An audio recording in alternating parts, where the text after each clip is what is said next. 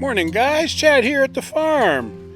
Let's have a nice talk today about what we're doing to establish our own personal food security here at the farm. And this food security is for many, many decades in the future. And this food plot, orchard, food forest sometimes it's called, it's gonna feed us and our animals many, many, many decades to come. Here's some raspberries. Yeah, adding more raspberries and blackberries to the permaculture orchard. This year's garden growing season is gonna be awesome.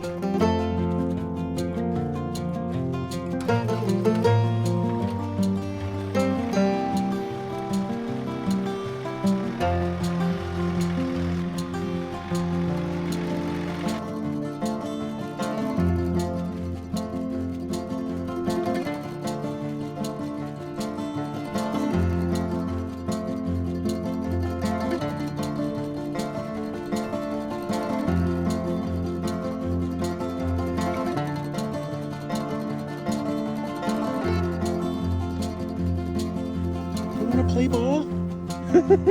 Are you ready? Go!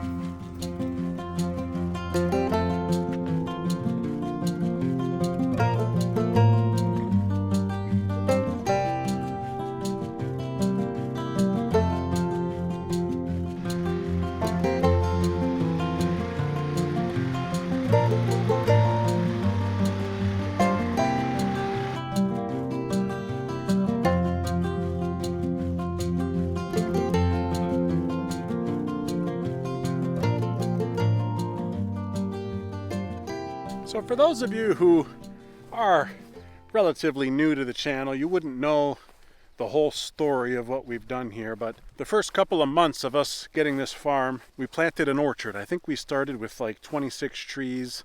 Then the second year we added a few more. And last year we added, I think 3 or 4 more. Again, we're gonna add to it this year. I think the geese want out. I just heard them squawking.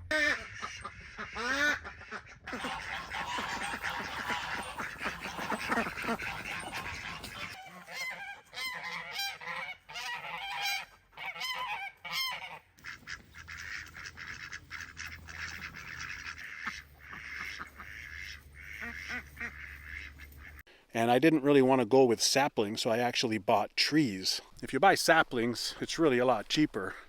But even this raspberry, it's like a plant already, you know what I mean? It was like $8. If I'll plant from a seed or a little tiny little plant, it's still gonna be like $3. I might as well get like a full-fledged plant out of it. And what we've been doing is planting blackberries and raspberries, such as this one, in between the rows of trees.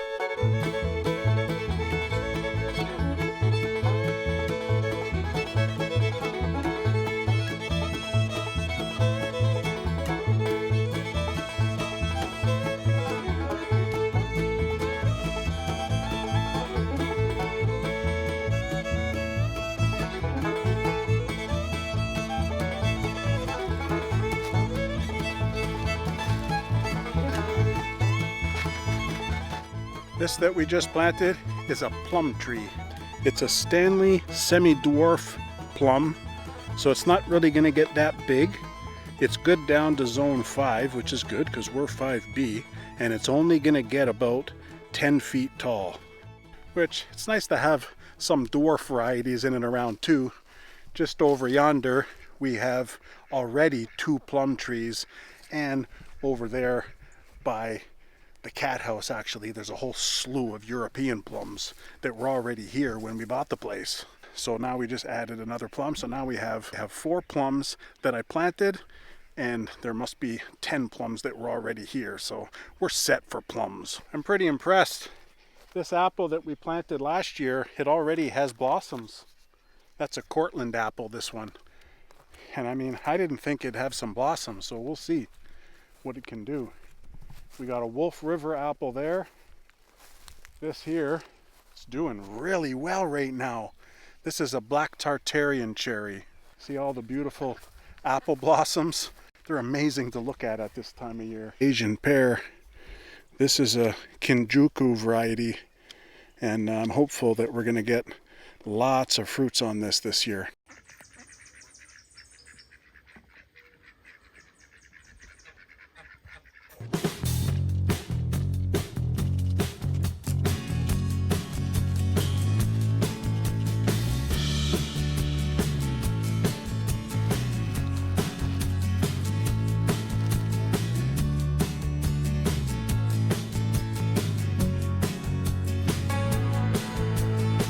This is a hardy peach.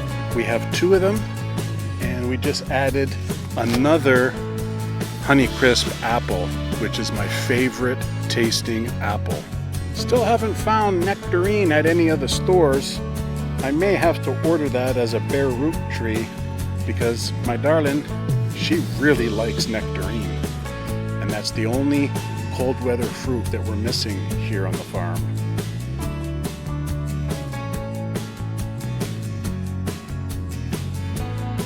Olive, what are you doing? What are you doing? Mama can't even do any work. So I got that over there, that young peach, and then this one right here that we just did, that's a peach, and I put it right close to these 3 big trees right here. These are mulberry trees. I believe that they're white mulberry, and we haven't done anything with them. They didn't give any fruits last year. I'm hoping that they'll give fruits this year because maybe they're biennial at this point, but they're huge trees, right? They've been here like when we bought the property. So mulberry? What do you do with mulberry? Mulberry jam? Mulberry jelly? I don't know. I'll have to do a little bit of research. Let me just see what my darling's up to. Got to keep the dogs out of the garden now because they step in all the beds. Okay, my darling just has to do a bit of weeding here and we'll get those tomatoes planted. Ooh, she did a lot. Looks like she's got all the bell peppers over here. She's got eggplant here, more bell peppers. We're hoping to do a lot of succession planting in the garden this year. We got a little bit of practice on the succession stuff last year, but we really want to utilize our short growing season here in Zone 5B. So things are really looking good for our future. And all of the trees, apart from a couple, I think there's 2 of them that aren't looking all that great, but most of them are looking really healthy. I did notice one of the Bing cherries up here has some aphid trouble. And for anybody who has any experience with sweet cherry trees, I think the leaves must be sweet also because the aphids love the new growth. If you don't deal with the aphids, they get stunted. See, this one's not looking too bad. This one's not looking too bad. I guess it was this one over here. That's a Bing cherry. I think this one's a Bing cherry too. Yeah, I got to keep an eye on it and get my little soapy water solution. That usually kills the aphids. Soapy water is good to kill any soft-bodied insect, just like aphids. Look at the apple blossoms. They're just gorgeous. I'm excited. Because there's 1, 2, 3, there's 5 of these antique apple trees. They were here when we bought the property. We didn't plant them because they're probably 50, 60, 70 years old. Who knows? They give fruits every other year. You know, so I guess they call that biannually. I don't think there's anything that I can do about it to stop that and have them produce every year. They're on the last tail end of their life, I know that. We should get a lot of apples, just like we did 2 years ago. I think all of our pigs and chickens and geese, and I don't think the ducks eat apples, but the geese peck at it. The pigs love apples. Chickens love apples. So, you know, anything that you can feed your animals with the food you produce, it's all that much better. Not only are we developing food security for us, but also for our crew of animals here. We're a farm, guys. We're a homestead. So we do raise a good amount of meat here for our own consumption, for the freezer. And that's just our way of life, like it or not. But we also have quite a number of animals, like our layer chicken flock, our geese here, our duck here. These are all our layer flocks. You know, we don't harvest those every year. we do additional bird batches for the meat stuff. And that also helps us with the food security. Because if there was ever truly an apocalypse on this earth, I'd probably be able to survive. I mean, I suppose I wouldn't have any electricity, and I wouldn't have any way to get water out of the well. That'd be a problem. Maybe we wouldn't be able to survive. I'd have to figure out a way to get water out of the well without a pump.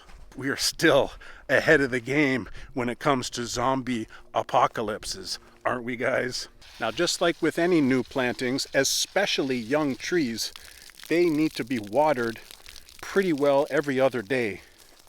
And we have very fast draining soil here, so I definitely try to water it every other day at least. And while I'm here doing the watering, I actually inspect every single tree, believe it or not, because you get those tent caterpillars, you know, those gypsy moth caterpillars, and they'll just eat all the leaves in a matter of a week.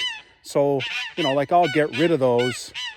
And, you know, I'm also checking for the Japanese beetles and the June bugs and those kind of things that may feed on the leaves.